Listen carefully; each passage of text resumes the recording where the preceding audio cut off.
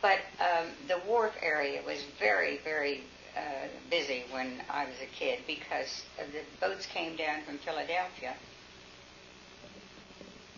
in the morning. Well, there was also a turntable. You know, there was a spur of the railroad that went right straight down to the wharf. Mm-hmm. And there was a big fishing industry here then. The Shad season, different men who worked in some of the plants around here. For instance, my father used to take a month off in Shad season. He was shipping clerk out at Deemer Steel Casting Company. And when the Shad were running, Daddy had a boat. He owned a boat. And he, another man who just went with him, they used to go out. They would go out, and he said many times he made as much money that month as he would have made all year. You know, bringing in the Shad. And they had a little, Mr. DeKine, I think, has something to do with it. He had a coal yard down there. And the spur of the railroad came there, and then there was a turntable right there. It was right in back of my Aunt Mary Carlin's house, which is now the Viola house. And, as kids, we used to love to see that engine turn around, you know, to take it out the other way. And you knew that house was the station, didn't you? Yes, I had heard that. Yes, the front room of that Was house. it still the station when you... Oh, no. I was going to say it was... No, my Aunt Mary Carlin lived there. And it had been made into just a residence. But my mother used to, when they went to Philadelphia on the train, that was the waiting room.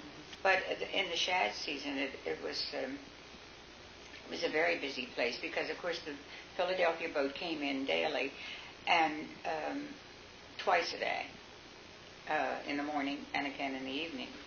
And my mother and my aunt and her son, Jack Bridgewater, we used to go to Betterton, Maryland for a holiday in the summertime, and we went right down here with our suitcases, to the wharf, and boarded the boat there, and we got to Betterton late in the afternoon. We would leave here in the morning, and then it would go through the canal, and then we would return the same way, by boat.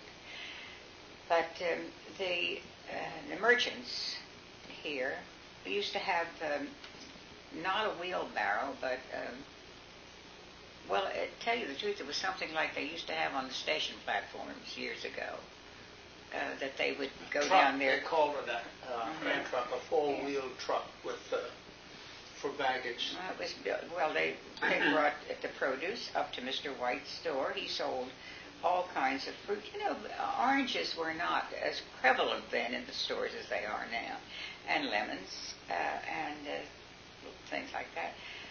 And they would come in by ship because it was easier, I suppose, cheaper, a lot cheaper than shipping them by train. And the Ted Platt, his store, they would go down with that trundle thing, and bring the produce back up. And Mr. Stoops, Mr. Biggs, all of the merchants along Delaware Street got... They all sold, or a great many of them sold coal oil, kerosene for your lamps. Well, that was mostly the grocery stores. That wasn't what I'm talking about. Yeah. But they had a weighing station down there, and they also packed the Shad in boxes and put ice over them, and shipped them right into New York. By boat? Yeah. No, shipped them by train. They brought them in by boat, the Shad fishermen here. I'm talking about just the wharf area now, how it was used then. Of course, they brought the coal into Mr. DeKine's coal yard that way, too. But then the battery was interesting in those days because, I don't suppose I was any more than 10 when this went out of business here, but there was a very active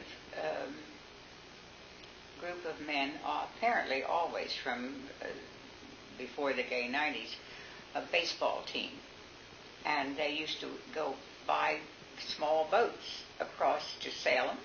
They played this local team in Salem, and then they went all the way down to Lewis And Rehoboth was not then what it is now. I mean, it was just a small, lazy town, even into the late 20s. But they went all over, up and down the state, and they would come here and play, almost every night in the summertime there'd be a game.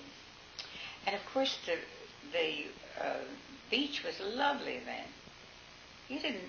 Nobody would have thought of going to a swimming pool because you got the paper and you knew exactly when it was high tide, and you simply took your bathing suit and there was no place to change it where you just got in the back of a bush, the girls one end and the boys in the other.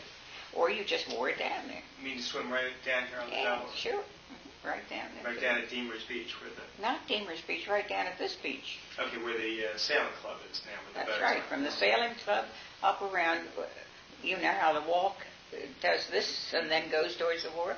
Well, that whole area was a lovely beach, lovely sandy beach. And, I used to love to have friends, come to visit me because everybody loved to just swim in the river. It was before it was polluted at all. And, and when you first came here, the river was still usable. Oh, good heavens, yes. You remember I had a boat. We used to take the boat out and tie it up at the jetty. But I'm talking about swimming. Yeah. Mm-hmm. Well, we'd go swimming out there. Mm-hmm. But there was, in the summertime, there was a pavilion. And they had an orchestra that used to play maybe twice a week, maybe Wednesday night and Saturday night. And people, it had, on the sides of it, you could just raise the wooden shutters of some kind, and they worked on ropes, and then it was all open. And those people who didn't dance used to go out down there, and you could just stand and look and watch the dancers inside. And this is at the Battery. Yes. It was, that was up near where the playground things for the children was up in that area, because what do you call it, where the people used to sit and watch games? Stadium or... the ball field. What? The baseball field. Yeah. Mm-hmm. And then once a year we used to have always on the grandstand. Grandstand, that's exactly what I was trying to think of. The grandstand.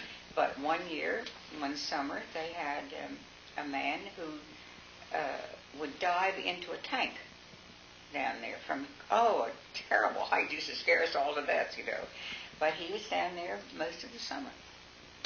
And always on the 4th of July, there were wonderful games down there, the men's clubs around town. There were, of course, the Masonic Lodge, and then the Red Men's Club, and then, there was another one, I can't think. And there was the Knights Hall and the Red Men's Hall. I don't remember which was which. I think the Knights Hall was on this corner over here at 5th and South Street. A great, big, enormous red brick building. Where the old firehouse was?